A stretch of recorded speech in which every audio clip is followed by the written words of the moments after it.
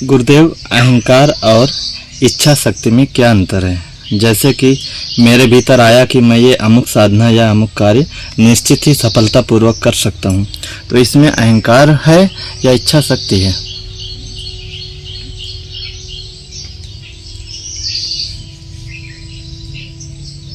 देखो, कोई भी व्यक्ति कोई भी साधना, कोई भी साधक करना चाहता है तो बिना अहंकार के तो कर नहीं सकता। उसके अंदर कहीं ना कहीं किसी न किसी एंगल पे अहंकार तो रहता ही रहता है, और उसी अहंकार से वो कुछ करना चाहता है। चाहे वो गाड़ी खरीद रहा हो, ज़मीन खरीद रहा हो, मकान बना रहा हो, या साधना कर रहा हो। स्तर कुछ भिन्न हो सकता है, ऊपर नीचे वाली बात नहीं, स्तर कुछ भिन्न हो सकता है। कोई भी व्यक्ति साधक है, साधना करना चाह रहा है, तो वो साधना के लिए जब उतरा है तो उसके लिए कुछ उद्देश्य है ना, तभी वो कर रहा है, उस पर उतरा है। तो जब वो साधक साधना करने के लिए उतर रहा है तो उसका बेसिक साधना का आधार है कि भाई मेरे को करना है, कुछ चाहिए, कुछ प्राप्त करना है, देखना है, ये करना है, शत्रु बाधा है या प्रेम रोग है या कुछ भी है, ठीक है, इष्ट दर्शन है, मुक्ति है, कुछ भी है। तो किसी भी चीज़ के लिए वो कर तो रहा ही है ना। तो करने का जो उठना है वो अहंकार से उठ रहा है। और जब वो कहता है कि मैं ये साधना कर लूँगा, पूरी कर लूँगा, मैं इसको प्राप्त कर लूँगा, तो इसमें तो और ज़्यादा अहंकार हो गया। और विल पावर और अहंकार क्या भिन्नता है? एक ही तो बात है, ठीक है भाई। कोई कॉन्फिडेंट होता है, कोई ओवर कॉन्फिडेंट होता है, ठीक है। तो कॉन्फिडेंस इस आधार पे होता है कि मैं पानी में भीतर 5 मिनट तक सांस रोके रह सकता हूँ। मैंने रिकॉर्ड बनाया हुआ है, ठीक, अपने मित्रों के पास 1 मिनट तक रह सकता हूँ। ये कॉन्फिडेंस है, उसको पक्का पता है, अनुभव से आया है, प्रैक्टिकल कर चुका है कई बार। अब किसी ने कहा कि 6 मिनट नहीं कर पाओगे, 10 मिनट नहीं कर पाओगे, लेकिन उस कॉन्फिडेंस से वो ऐसे बहुत सारी चीज़ों में बोल देता है, ठीक है। अरे 10 ट्रक चाहिए ना, मैं खरीद लूँगा 1 साल के अंदर, मैं ये कर लूँगा, मैं वो कर लूँगा। तो वो जो कर लेगा वो उसके अहंकार से भी तो आ रहा है। और जब उसको बोला जाता है कि आप क्या 10 मिनट रोक सकते हैं पानी के अंदर सांस अपनी, तो वो जब कहता है तो उसका ओवर कॉन्फिडेंस है। कॉन्फिडेंस वहाँ पर भी है, लेकिन ओवर कॉन्फिडेंस है। अभी भाई तुमने करा ही नहीं, और 5 मिनट मतलब जस्ट डबल, 5 का 10 जस्ट डबल हो गया। उतनी देर सांस आप रोक लोगे और आपको पता भी नहीं है, तो आप ओवर कॉन्फिडेंस नहीं हो। जिस चीज़ का आपको पता नहीं है आप कर सकते नहीं कर सकते, हाँ आपने 10 ट्रक खरीद लिए हों, ठीक है, तो आप ये कहोगे कि मैं 10 ट्रक का कॉन्फिडेंस में 10 ट्रक खरीद सकता हूँ आराम से। लेकिन अगर कोई व्यक्ति कहे कि मैं इस जगत में जितने ट्रक हैं वो सारे मैं खरीद लूँगा, ये ओवर कॉन्फिडेंस अहंकार की पराकाष्ठा और मूर्खता की पराकाष्ठा है। उसको किसी भी एंगल से नापा ही नहीं जा सकता है कि ये किस लेवल का मूर्ख होगा। तो मतलब इस व्यक्ति को तो बुद्धिमान भी नहीं कहा जा सकता कि थोड़ी सी बुद्धि लगाई होती है उसने। तो मैं ऐसा कर दूंगा, मैं वैसा कर दूंगा, सब मैं कर दूंगा। तो ये जहाँ से उठ रहा है वहाँ अहंकार है, ऑलरेडी है, और बहुत ज़्यादा है। फिर दूसरा अहंकार वो अपनी दिशा बदल के माता पिता पे, गुरु पे या टीचर पे ऐसे डाल देता है। बेटा इस बार तुम्हें नंबर जो है 100 में 100 लाने हैं। आ जाएंगे सर, मुझे आप पे विश्वास है। अरे साला लाओगे तुम विश्वास मुझ पे? क्या नहीं सर, आप पढ़ाते बहुत अच्छा, मुझे विश्वास बहुत अच्छा है। तो ऐसे ऐसे अहंकार के अलग अलग रूप वो दूसरे पे भी आरोपित करके करता है, खुद पे भी करता है। तो इस चीज़ को बहुत मतलब ज़्यादा सीरियसली इसलिए लेने की आवश्यकता नहीं है कि विल पावर और उसमें क्या अंतर है, क्योंकि दोनों ही एक ही चीज़ है ना। भाई आप के अंदर विल पावर आ जाती है किसी चीज़ के आधार पे खड़े होकर कुछ करने की, ठीक है। और जब आप किसी चीज़ के आधार पे खड़े हो तो वहाँ पे आपके खड़ा होना बता रहा है कि आपके अंदर अहंकार है। कि आपने कुछ अचीव किया है जिस आधार पे आप ये कह रहे हो कि मैं ये भी कर लूँगा। फुल कॉन्फिडेंस है कि मैं साधना कर लूँगा। अब साधना जैसी चीज़ जिसका गुरु या इष्ट के अलावा दूसरा कोई सोर्स ही नहीं है, उस पे भी वो कॉन्फिडेंट जता देता है, कॉन्फिडेंस हो जाता है कि मैं तो कर लूँगा, ठीक है। और उसको दूसरा नाम दे देता है विल पावर। क्यों? क्योंकि साधना में गुरुजी ने बोला है कि अहंकार नहीं चाहिए। साधना में तो अहंकार में करता ही नहीं, साधना में तो मेरी विल पावर है, इच्छा शक्ति है कि मैंने इच्छा करी तो मैं इसको जो है प्राप्त कर लूँगा। तो सिर्फ शब्दों का खेल है, मायाजाल। और जो ज़्यादा बोलते हैं ना, जैसे ये प्रवचन देने वाले हैं जिनके ढेरों प्रवचन चल रहे हैं, डेली प्रवचन चल रहे हैं, उनके पास भीड़ भी आप भयानक देखेंगे, भयानक भीड़ देखेंगे प्रवचन देने वालों के पास। क्या है? उनको बोलने की बीमारी है बचपन से, और बचपन से इतनी भयानक बीमारी है और उन्होंने पढ़ भी ली किताबें। अब पब्लिक को क्या है कि गुरुजी होने चाहिए ऊपर, हम होने चाहिए नीचे, ठीक है। और जब ऐसा सिस्टम रहेगा तो बड़ा मज़ा आएगा। क्यों? क्योंकि हमारे पास कोई आधार होगा बताने वाला कि ऊपर बैठ के गीता बाँच रहा है कोई, रामायण कर रहा है कोई, सत्यनारायण कथा कर रहा है कोई, कि भैया ऐसे से करना चाहिए, ऐसे से करना चाहिए। हम संसारिक प्रश्न भी लेके जाते हैं तो भी उसका उत्तर जो है गीता से, रामायण से निकाल के वो दे देते हैं। आप उनको देखने जाएंगे आज से 5 साल 10 साल पुराने वीडियो भी, जब उनको इतना ज्ञान नहीं रहा होगा ना स्पिरिचुअली ना ही किताबों का, तब भी वो खूब भयानक बकर बकर कर रहे होंगे। उठा के देख लीजिए आज की डेट में जो प्रवचन कर रहे हैं, इनके पास लाखों की संख्या में लोग आना चाहते हैं और उनसे कहते हैं कि हमें सुनना है, हमें बैठना है, बस बोलिए आप, बोलिए आप। तो वो मनोज ओझा, न मनोज ओझा नहीं, ओझा ही है ना, क्या नाम उसका, अवध ओझा, वो नीचे अपनी वीडियो लगा रखी, ऊपर प्रेमानंद की लगा रखी है, और खूब बढ़ाई कर रहे हैं। भैया ये कृष्ण हैं, ये साक्षात कृष्ण हैं, इतनी बढ़ाई कर रहे हैं। सुनो, जाओ वहाँ बैठो, मिट जाओ। मतलब ऐसे फर्जी लोग जिनको आध्यात्म का ABCD नहीं पता है, सांसारिक शिक्षा बता रहे हैं, वैसे लोग भी ऐसे संतों के बारे में मोटिवेशन फैला रहे हैं कि जाओ वहाँ जाओ। भैया तुम मोटिवेट हो गए तो इसका मतलब ये थोड़ा ना कि तुम ज्ञानी हो गए। किसी भी संत की वाणी से अगर तुम प्रभावित हो गए, तुम्हारे अज्ञान पे चोट पड़ी, तो इसका मतलब ये नहीं है ना कि सब लोग वहाँ चले जाएं। अब अगले बंदे को पीड़ा हो रही है, वो 3 बजे रात में निकलता है 3:30 बजे टहलने के लिए, और पब्लिक वो ढोल बजा रही है, वो कह रहा भैया हमको कुछ पता ही नहीं है। लेकिन जो प्रेमानंद जो बोल रहे हैं उनके आप 10 साल पुराने वीडियो देख लीजिए, उसमें भी वही लगातार बोलते चले जा रहे हैं। तो इसका मतलब जिस व्यक्ति को बहुत ज़्यादा बोलने का पीड़ा है, बहुत ज़्यादा कीड़ा है बोलने का, वही प्रवचन कर सकता है इतना ज़्यादा धड़ाधड़ प्रवचन, और बार बार किडनी फेल। भैया तुम इतने ज्ञानी, किडनी फेल करके क्यों सहानुभूति ले रहे हो? उसी वजह से तो भीड़ बढ़ रही है, वरना ऐसे तो बताने वालों की संख्या बहुत ज़्यादा है। तो ये जो बोलने का है, ये जो कुछ होने का है, ये जो कुछ करने का है, ये जो कुछ कराने का है, जब ये मास में चला जाता है ना, तो इससे अंदाज़ा लगाना चाहिए कि इसकी महत्वाकांक्षा इस व्यक्ति की, इस आत्मा की कितनी भयानक रही होगी कि मुझे युग परिवर्तन करना है, मुझे सारा संसार परिवर्तित करना है, सबको नाम जाप में डालना है, सबको माला जाप में डालना है, सबको। भैया हम भी तो कर सकते हैं, हमको सिर्फ भैरव जी में डालना है, सबको भैरव जी में डालना है, लेकिन थोड़ी बुद्धि उसने दी है, क्योंकि हमको पता है कि सब डल ही नहीं सकते और सब चल ही नहीं सकते हैं।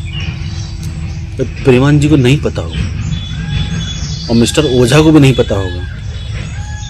तो ओझा जी हैं, वो किताब चाट के किताब निकालने वाले हैं, तो उन्होंने वो चाट लिया, उधर से वो निकाल रहे हैं।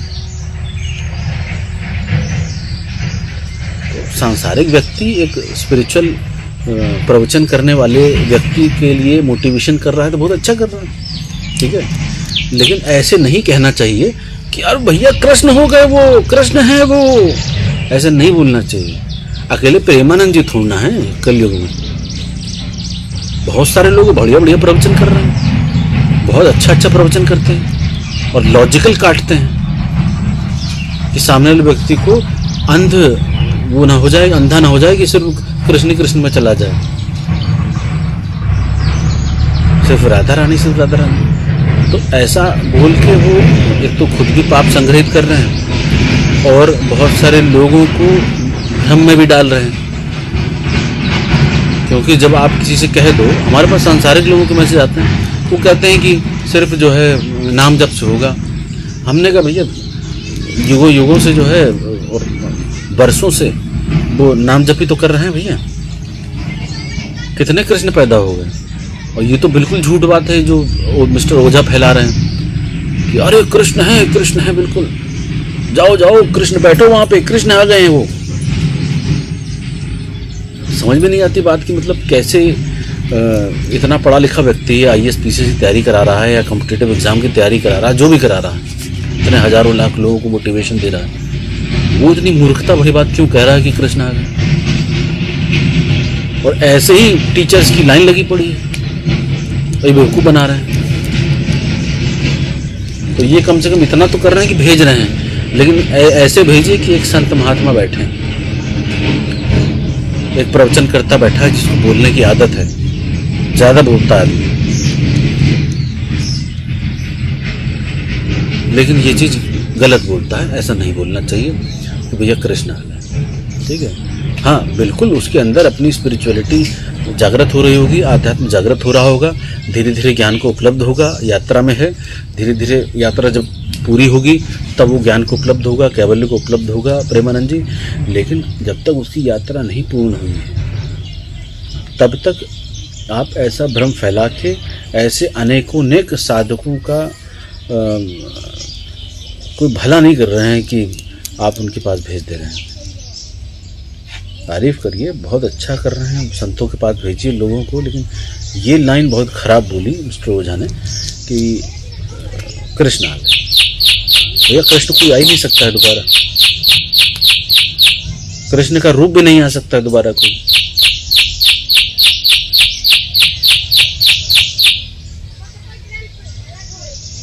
कृष्ण ने बोलना था तो मीरा जो उनके प्रेम में पागल हुई है ना, वही बोल देती है कि मैं भी कृष्ण हूं।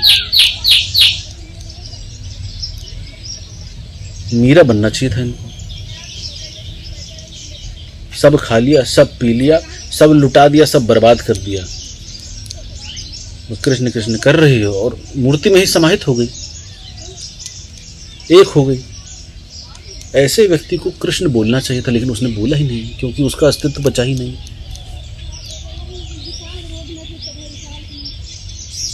तो ऐसा इनको, और ये प्रवचनकर्ता आपस में कॉन्फ्लिक्ट करते हैं। कोई प्रवचनकर्ता कह रहा है कि लिखा ही नहीं, कहीं दिखा दो राधा, कहीं लिखा है तो। आपस में स्टेज में लड़ रहे हैं, नहीं लिखा है, हमारे गुरुजी ने बताया। क्या तुम्हारे गुरुजी बता ही नहीं सकते, क्योंकि राधा है ही नहीं। राधा सिर्फ एक कॉन्सेप्ट है, समझाने का तरीका है बस।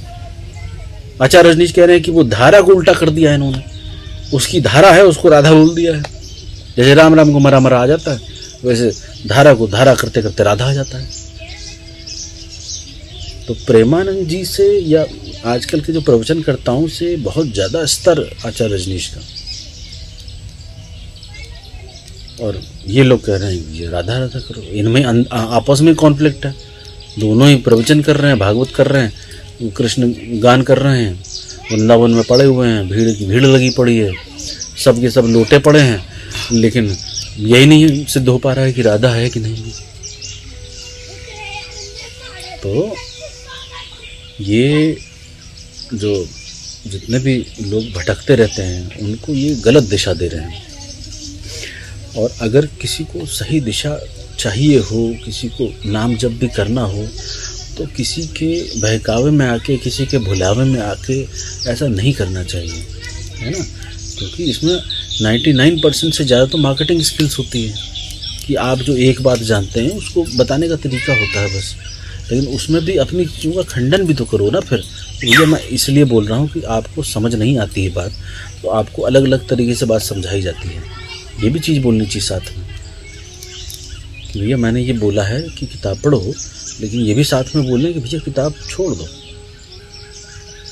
आचार्य रजनीश बिल्कुल साफ स्पष्ट आदमी, उन्होंने बोल देगा भाई मेरी किताब पढ़ लो, समझ पैदा हो जाए, किताब जला के फेंक दो, अंदर से जला के फेंको, बाहर से तो पढ़ी रहने दो। पढ़िए क्या है, अंदर ही जला के फेंको, तुम्हारी समझ डेवलप हो जाए बस। उसका कोई समझने को तैयार नहीं है, उसको गाली देते हैं लोग, सेक्स गुरु बोलते हैं। इनके लिए 3 बजे उठ के ढोल बज रहे हैं। तो वो कचरा उन्होंने ही फैलाया, उन्हीं की जिम्मेदारी थी, उनको समझाना चाहिए था। और अलग अलग चीज़ें उनके प्रवचनों में सुनने को मिलती हैं, मतलब खुद भी अलग चीज़ बोलते हैं, कभी कुछ चीज़ को बोल रहे थे, कभी कुछ चीज़ को बोल रहे थे। ये संदेश इस प्रकार से गलत फैलता चला जाता है, जैसे बाकी सारे ज्ञान की चीज़ें गलत फैलती चली जाती हैं।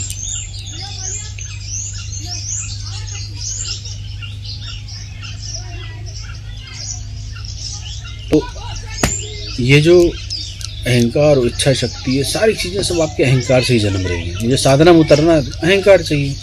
मुझे मुक्ति चाहिए, तो उसके लिए भी मैं चाहिए। मुझे तो जीवन समाप्त करना है, उसके लिए भी मैं चाहिए, क्योंकि मैं चोटिल हो गया, उसको मैं समाप्त करना है। तो जितने सुसाइडल एक्टिविटी होती है, उस सबके पीछे अहंकार होता है, क्योंकि अहंकार चोटिल हो गया बहुत भयानक तरीके से। चाहे लड़की ने करा, चाहे गुरु ने चोटिल करा, चाहे किसी समाज में किसी ने करा, मैं तो सुसाइड कर लूँगा, मैं तो मर जाऊँगा, क्योंकि उसका अहंकार कहीं सेटिस्फाई नहीं हो पा रहा, क्योंकि वो सही दिशा नहीं लेना चाह रहा है।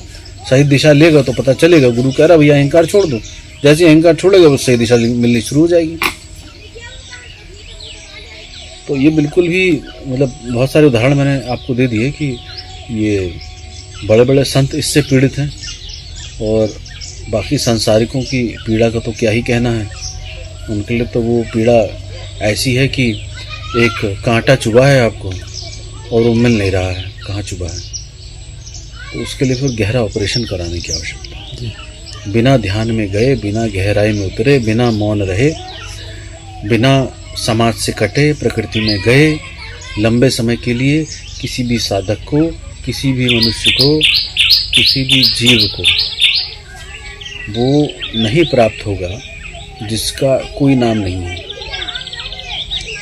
जिसकी कोई दिशा नहीं, जिसका कोई रंग रूप नहीं है, बिना गहरे ध्यान में गए। और मैंने बताया, हम तो जब ध्यान में उतरते थे कि चलो आज बैठते हैं, उसके बाद तो अंदर से 4-4 घंटे, 5-5 घंटे, 10-10 घंटे, पूरा दिन, कई बार 20-20 घंटे गायब रहते थे, पता नहीं रहता था कि हैं कहाँ। ये विचार नहीं आता था कि उठ के चलो अब तो समय हो गया, घंटा हो गया बाहर। अभी क्या होता है, ध्यान करो, कितनी देर करे गुरु जी, साला मूर्खता वाली बात है कि नहीं। तो मैं जानबूझ कहता हूँ नहीं बस 5 मिनट कर दो, 10 मिनट कर लो।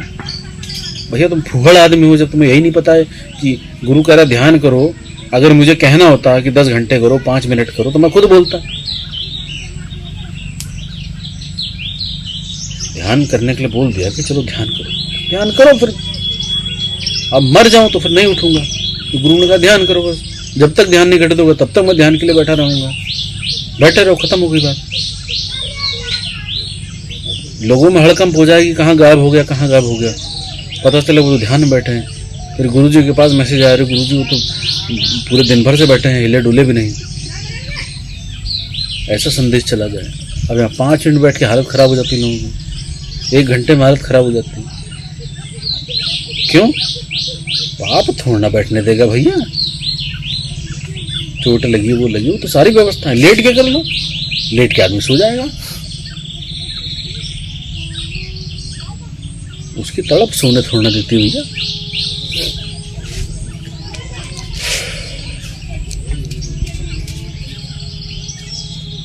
तो करिए कुछ भी, काम अहंकार पे जरूर करिए, और काम अहंकार पे करने का एक ही तरीका है, अपने आप को फेंक दीजिए ऐसे लोगों के बीच में जो आपको दुत्कारते हों, फटकारते हों, आपको कुछ वैल्यू नहीं करते हों, आप फिर भी वहाँ पे लोगों के साथ प्रेम में रहते हों। ऐसी व्यवस्थाओं में रहिए और ध्यान को बहुत ज़्यादा बढ़ाते चले जाइए।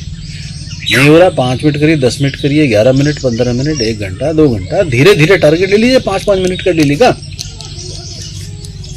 भाई अगर तुम्हें ऐसा लगता है कि तुम्हारे पास बहुत टाइम है और आज सोओगे, अगले दिन सुबह उठ जाओगे, इतना तुम्हारे अंदर ओवर कॉन्फिडेंस है, तो करते रहो, 1-1 मिनट करके बढ़ाओ डेली। कभी तो साला 10 घंटा होगा, कभी मतलब इस जन्म में, अगले जन्म में, कभी भी। किसी को भरोसा नहीं। आजकल सवेरे आदमी उठता ही नहीं, सोता आदमी उठता नहीं सवेरे। जिम जाता आदमी बाहर निकलता नहीं, लाश निकलती।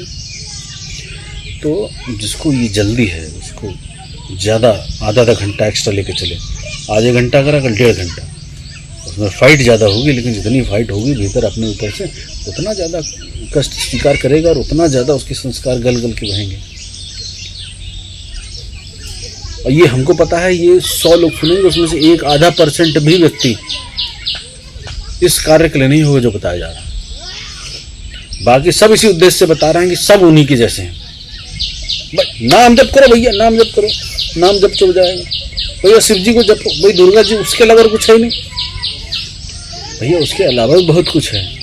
बहुत सारे लोगों ने बिना कुछ जपे पाया है, इसका मतलब बिना जपे भी होता है।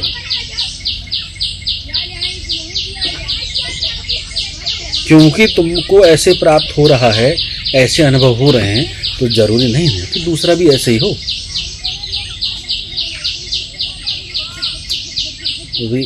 अपने आप को देखने वाली बात है कि हम अपने ऊपर दृष्टि रखते हैं कि नहीं रखते हैं। क्योंकि इन साधकों की जितने भी साधक हैं, सब इनकी अपने ऊपर दृष्टि तो रहती नहीं, बुद्धि से रहती है, भीतरी दृष्टि तो रहती नहीं। और बुद्धि तो फेल हो ही जाती है, कभी न कभी तो फेल हो ही जाती है। तो बुद्धि लड़की को देख के फेल हो जाएगी, पैसा देख के फेल हो जाएगी, किसी भी देख के फेल हो सकती है ना। कोई आपके कान भर देगा, फेल हो जाएगी। तो बुद्धि, चालाकी इत्यादि के आधार पर यदि कोई आचार्य रजनीश को समझने का प्रयास कर रहा है, तो वो समझ लीजिए कि वो शायद जीवित रहने लायक ही नहीं है। इतनी बड़ी बात है। रमण को अगर कोई उनकी पुस्तक पढ़ ले, बहुत बड़ा पढ़ाकू हो जाए, पुस्तक पढ़ ले, प्रैक्टिस भी कर ले, और ये सोच ले कि अब तो मैं रमण को समझ गया, तो मैं ज्ञानी हो गया, अब जो रमण कह रहे हैं वही सत्य है। तो फिर ये जो इस्लाम में या क्रिश्चियनिटी में या किसी और भी संप्रदाय में वो जो हो रहा है ना, वो उन्हीं कैटेगरी का जिहादी है।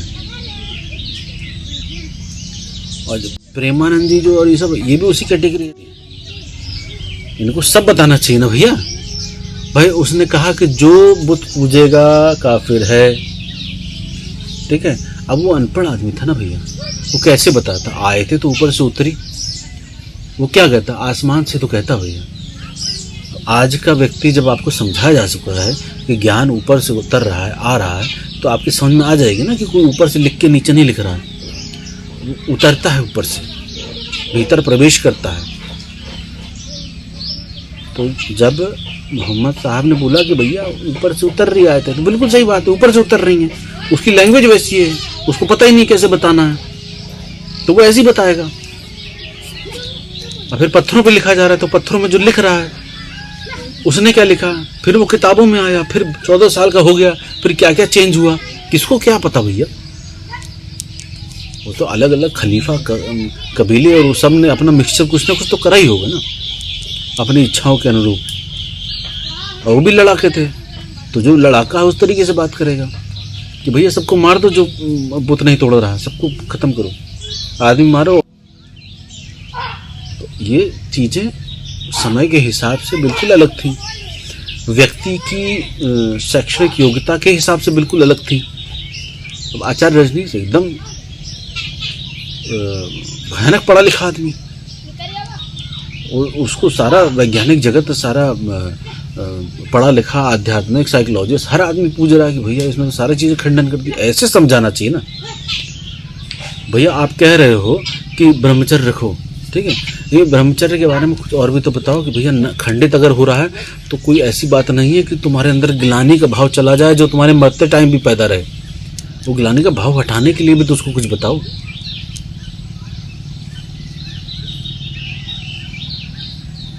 अगर कोई गुरुद्रोह कर रहा है तो गुरुद्रोह ठीक हो सकता है, नहीं हो सकता, वो सब बताओ ना भाई। गुरुद्रोह कर रहा है, एक बार कर लिया चलो ठीक है माफ़ी हो गई, 2 बार कर लिया, 4 बार कर लिया, वो थोड़ा ना माफ़ी का काबिल है। उसको तो अपना जो दुर्गुण यहाँ से उठ रहा है उसको हटाने के लिए ध्यान में उतरना पड़ेगा, ये भी तो बताओ। और हम यहाँ भैरव जी वाले हैं, हम ये कहें कि भैया सिर्फ भैरव जी से होगा, कुछ नहीं करना है, तो हम उसी जिहादी कैटेगरी में आ जाएं कि भैया हमें जब मौका मिलेगा, मान लीजिए हमारी जब भीड़ हो जाएगी, हमारी सत्ता हो जाएगी, हम भी तो भैया त्रिशूल लेके सबकी गर्दन उड़ाएंगे। कोई कृष्ण नहीं मानेगा, कोई किसी को नहीं मानेगा, कोई अल्लाह नहीं, कोई जीसस नहीं, सबकी गर्दन उड़ाओ साले को। हम भी तो वैसे हो जाएंगे भैया। लेकिन जो समझदार व्यक्ति होगा वो हर चीज को समझाता हुआ चलेगा। तो इस पे बहुत गहराई से काम करने वाली बात होती है कि साधक को अपने ऊपर दृष्टि रहे, बार बार रहे, एक बार फिसला, दो बार फिसला, बार बार रहे, एक दो। जय श्री काल भैरव। अपने ऊपर भीतर से इतनी ज़्यादा दृष्टि रखे कि उसका अंदर से पता चल जाए कि वो किस किस पल में फिसल रहा है, किस किस पल में बहक रहा है, कहाँ पे वो गलती कर रहा है, कहाँ पे वो सही कर रहा है। इतनी बारीक दृष्टि रहे कि एक एक कदम पे उसकी दृष्टि रहे, एक एक पल पे दृष्टि रहे। पल नहीं पकड़ में आ रहा है, चप्पल से चल रहे हो ना, बैठे हो ना पिछवाड़े पे, कहीं पिछवाड़ा छू रहा होगा ना, कहीं किसी चीज़ को हाथ स्पर्श कर रहा होगा ना, सांस ले रहे होगे ना, देख रहे होगे ना, बुद्धि चल रही होगी ना, तो हर चीज़ जहाँ तुमको लग रहा है, जहाँ तुम हो, तुम बुद्धि हो, बुद्धि पे देख लो ना। तुम्हें लग रहा है तुम चल रहे हो, तुम पैर हो, तुम पैर के हिसाब से देख लो ना, अपने आप को देखते हुए चलो ना। यहाँ से शुरू करो। कितनी बार मैंने बताया कि देखते हुए चलो अपने आप को। और उसके बहुत बड़े चमत्कार होते हैं। चमत्कार मतलब कोई तांत्रिक बाबा टाइप में, चमत्कार मतलब उसके जगत में प्रवेश मिलने के लिए यहाँ से धक्के मिलते हैं धीरे धीरे। इतना भयानक गेम है इस चीज़ का।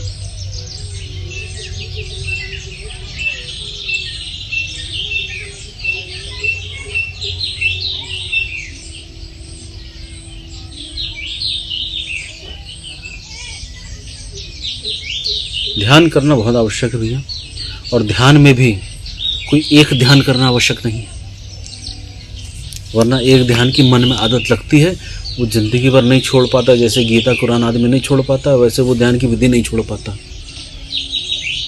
वो ध्यान वाला जिहादी हो गया, बाकी सारी दुनिया काफिर। भैया क्रिया योग से ही होता है। तुम क्या कर रहे हो विपश्यना, तुम क्या कर रहे हो साला अष्टांग योग, तुम क्या कर रहे हो साला कुरान, मेरे ध्यान से होता है, मेरा वाला ध्यान करो।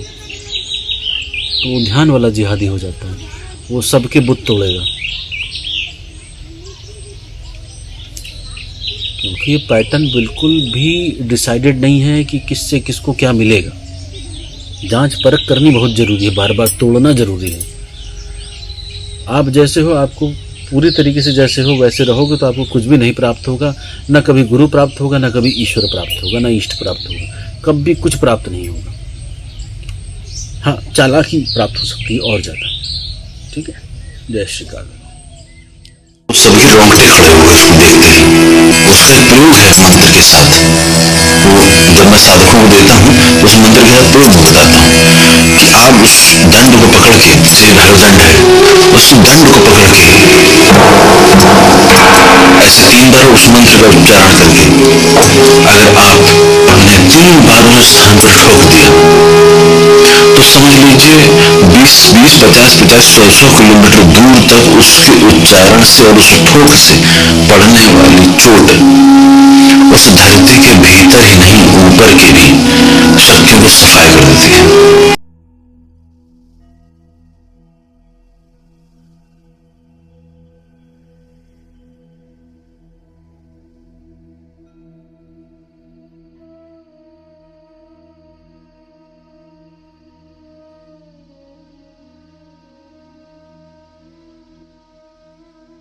To talk to Gurudev Ji, open Google Play Store. Now search Call-Me-4 application and download it. Now register your profile and recharge it. Now search for Shri Taramani Ji and directly talk to Gurudev Ji and solve your problem.